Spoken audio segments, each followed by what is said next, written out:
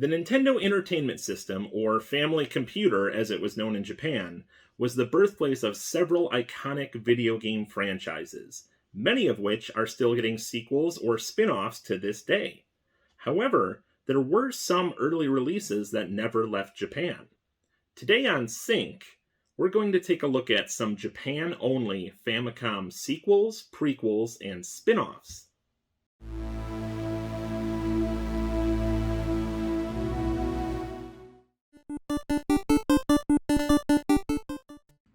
First, we're going to take a look at a game that is based on a movie every 80s kid is familiar with, The Goonies.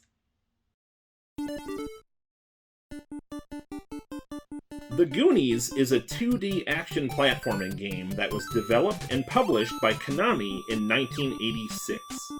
You play as Mikey across 25 stages that loosely follow the plot of the movie. You need to find 3 hidden keys in each stage and rescue the other Goonies along the way. The game was followed up with The Goonies 2 in 1987, which was released here in the US. This game was marketed as a sequel to the film and is also a 2D platformer, but it features some point-and-click style puzzle rooms that weren't present in the original game. Although this first game was never released for the NES, it technically was released in the US as Versus the Goonies on Nintendo's PlayChoice 10 arcade system. However, the Famicom version has very little text and is definitely import-friendly if you'd like to add a physical copy to your collection. Next up, we have another game from Konami, Akumajou Special Boku Dracula-kun, which translates to Demon Castle Special, I'm Kid Dracula. The title is a play on the Japanese title for Castlevania, Akumajou Dracula. Kid Dracula is a 2D platformer that was developed and published by Konami in 1990. The game features super deformed or SD-style versions of the monsters from the Castlevania franchise, and is a more light-hearted take on the somewhat violent gameplay of the main series.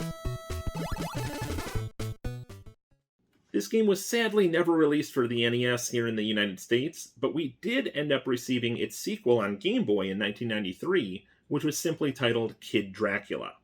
Luckily, this game was recently re-released as part of the Castlevania Anniversary Collection, which is available digitally on all major platforms and physically on Nintendo Switch and PlayStation 4.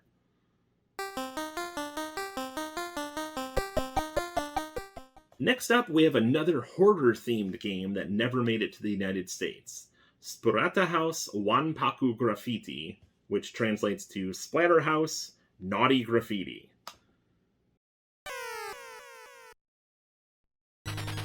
Splatterhouse Wanpaku Graffiti is a 2D action platforming game developed by Now Production and published by Namco in 1989. The game is a spin-off of the Splatterhouse series and features super deformed or SD-style character designs, and an emphasis on humor instead of the ultra-violence and gore seen in the main series.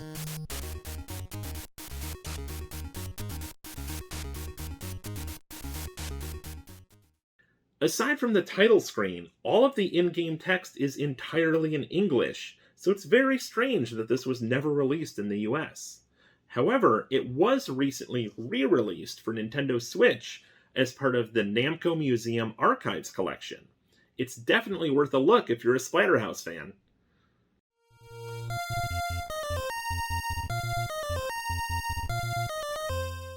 Next up is another Japan-exclusive game from Namco, Star Wars. You may be surprised to learn that this game is completely different than the Star Wars game released by JVC for NES.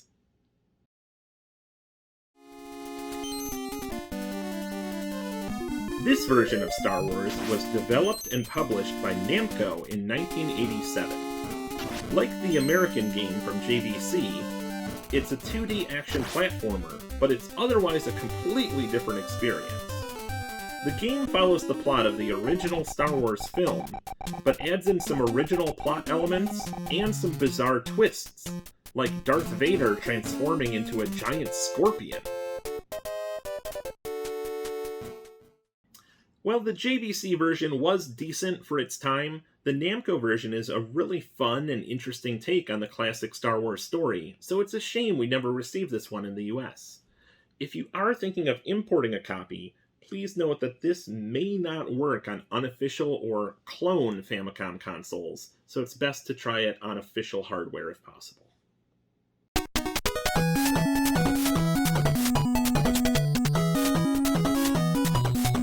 Next up is a game that is part of a popular NES series that you may not recognize from its Japanese title. Takahashi Meijin no Boukenjima 4, which translates to Takahashi Meijin's Adventure Island 4. If you're not familiar with Takahashi Meijin, he was a Japanese executive who helped launch several of Hudson Soft's iconic franchises, and was also the basis for Adventure Island's main character, who we know as Master Higgins here in the US.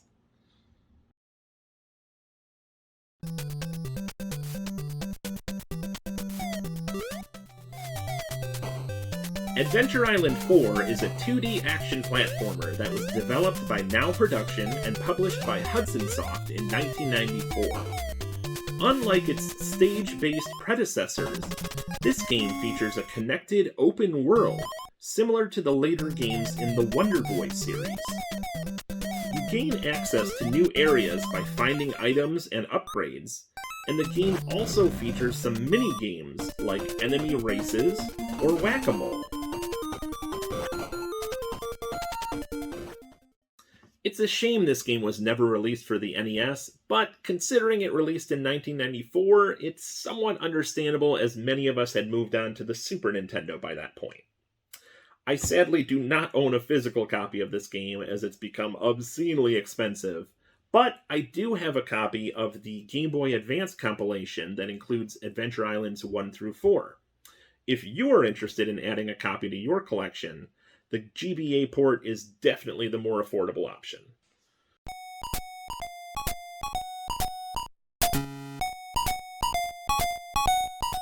The next game is a surprising entry in one of Nintendo's classic franchises, Hello Kitty World.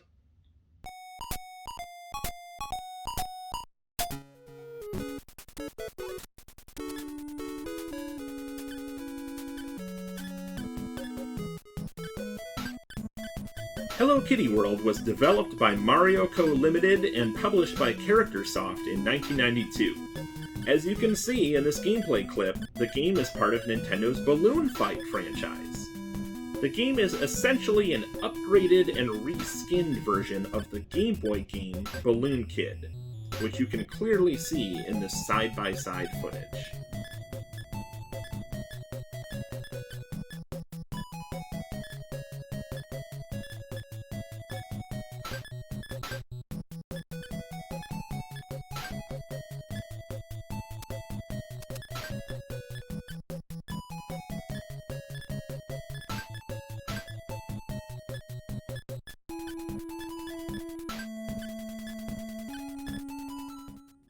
Once again, this game was sadly never released for the NES, but considering it came out fairly late in the system's lifespan and that Hello Kitty was nowhere near as popular back then, it sort of makes sense.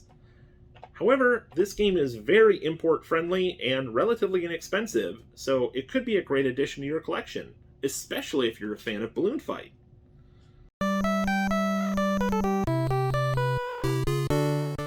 Next up is an upgraded version of one of Nintendo's earliest games, Kaettekita Mario Bros.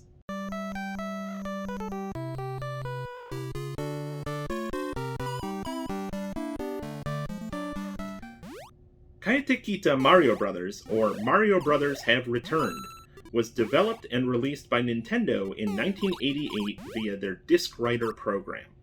The Disc Writer program was basically a series of kiosks that allowed you to buy Famicom Disk System games on demand at stores throughout Japan. This game is an upgraded version of the classic Mario Bros. Arcade game that features updated graphics, improved mobility, as well as an additional Nagata Nien mode, which features a slot machine-style mini-game when you get a game over, as well as in-game ads for Nagata Nien products.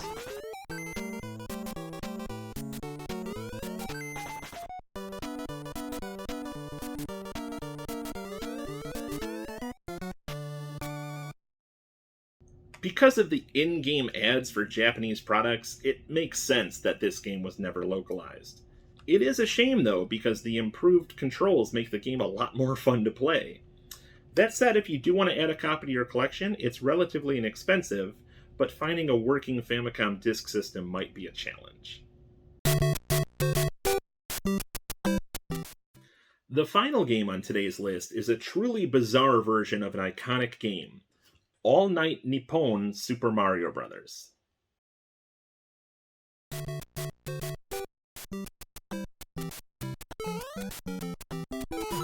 All Night Nippon Super Mario Bros. Was developed and released by Nintendo for the Famicom Disk System in 1986. However, it was never sold in stores. It was only obtainable via a lottery system on the Japanese radio program All Night Nippon.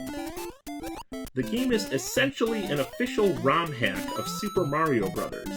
That features updated background elements and replaces several enemy sprites with the faces of Japanese celebrities.